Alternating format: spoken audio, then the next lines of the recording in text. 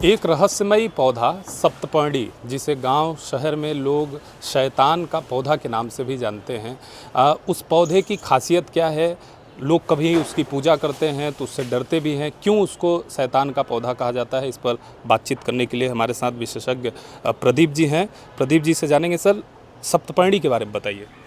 ये पौधा आपको हर तरफ दिख जाएगा, लखनऊ में, पूरे उत्तर प्रदेश में, और दिल्ली और राजस्थान में भी मैंने पौधा देखा है।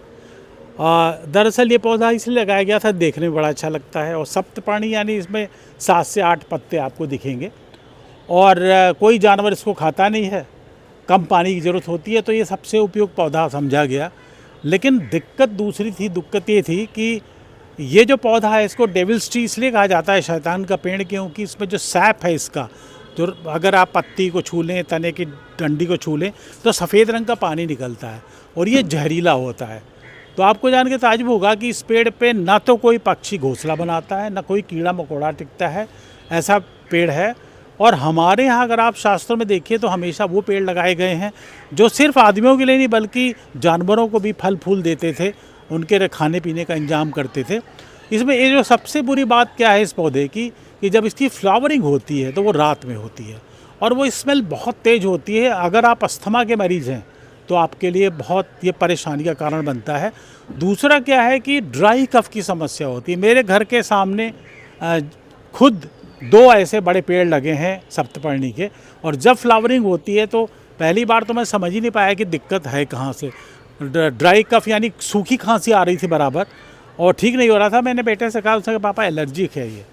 तो उसने पूछा कि आसपास, जब उसने डिटेल में सर्वे किया तब पता लगा कि घर के सामने जो है वो सप्तपर्णी का पौधा लगा हुआ है। अच्छा सर, इसको जो शैतान का पौधा कहते हैं, तो ये लोक कथाओं के अनुसार इसके पीछे वैज्ञानिक दृष्टिकोण है? नहीं, कुछ वैज्ञानिक दृष्टिकोण ही है। जैसे हमने आपको बताया ना कि शैतान का पेड़ यानी ऐसा पेड़ न कि जो एक कीड़े मकोड़े को भी आराम न दे सके, एक कोई फल उसमें नहीं लगता है, कोई पक्षी घोंसला तक नहीं बना सकता है।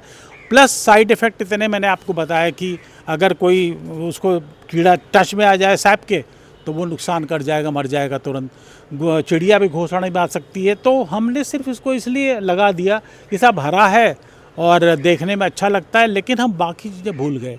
तो कई हमारे देश में ऐसे पौधे आ गए कि जो हो सकता है उनके अच्छे उपयोग भी रहे हों, लेकिन गलती हमने करी। जैसे एक उदाहरण से मैं स्पष्ट कर दूंगा, यूकलिप्टस का पेड़। यूकलिप्टस का पेड़ बहुत साल पहले भारत में लगना शुरू हुआ, और पूरे आपने देखा होगा शहरों में लगा दिए उन्होंने। यूकलिप्टस का पेड़ बहुत अच्छा है पेपर इंडस्ट्री के लिए, उससे कागज़ बड़ा अच्छा बनता है। लेकिन एक दिक्कत क्या है कि वो जहाँ होता है पानी बहुत तेज़ खींचता है, यानी ग्राउंड वाटर लेवल डाउन चला जाएगा। तो पेड़ अच्छा है, लेकिन हमको अगर वो उड़ीसा में हम लगाते जहाँ पे खूब सारे दलदल हैं, तो वहाँ के लिए वरदान था पेड़। लेकिन अगर हमने लखनऊ में लगा दिया तो जहाँ वाटर लेवल नीचे जा रहा है, 10 फीट 30 साल में चला जा रहा है, तो वहाँ क्या होगा कि वहाँ ग्राउंड वाटर और नीचे चला जाएगा। तो पेड़ बुरा नहीं है। कई बार क्या होता है कि हमारी गलतियों से उस बुरा बन जाता है। तो हमें देखना है कि हम जो पेड़ लगाएं अपने शहर में, तो हमारे पास भारत के पास दुनिया के सबसे अच्छे पेड़ हैं।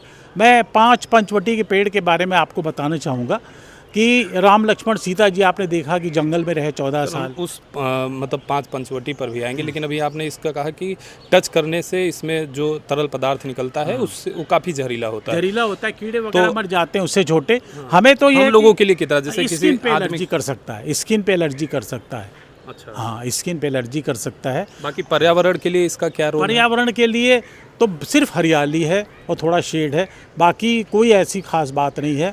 पर्यावरण की दृष्टि से दुनिया के सबसे अच्छे पेड़ हमारे देश में हैं।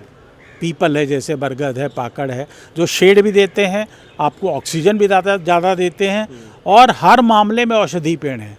लेकिन हम कहीं ना कहीं छलावे में आ गए और हमने ऐसे गलत पौधे लगाने शुरू कर दिए।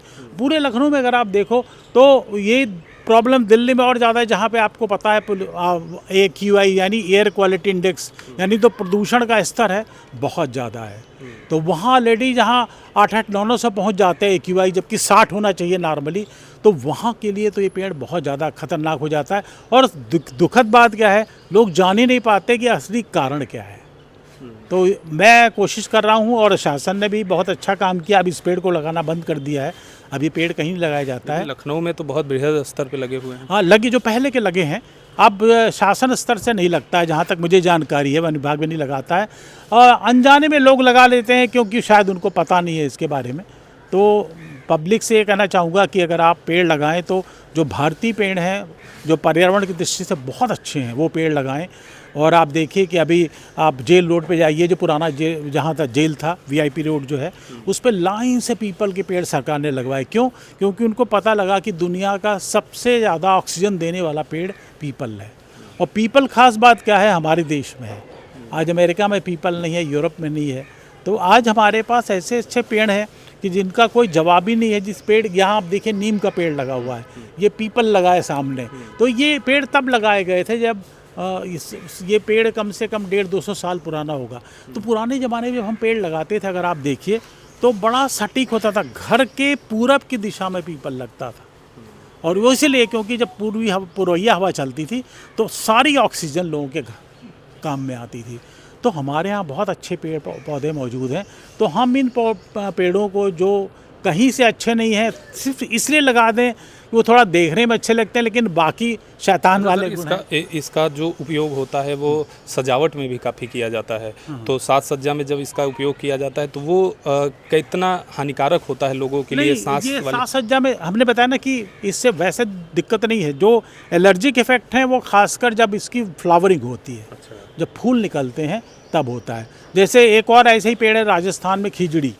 वो उसकी पत्तियाँ ऊँटों के काम में आती हैं, लकड़ी जलाने के काम आती है, क्योंकि राजस्थान में बहुत ठंडक होती है।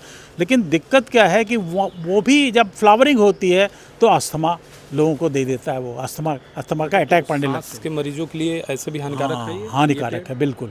जो शैतान का सप्तपर्णी है, हाँ। तो और हमको पता ही नहीं है। मैं आपके सामने खड़ा हूँ, मैं खुद ही कई साल से भुगत रहा था कि ये ड्राई कफ क्यों होता है, क्या दिक्कत है।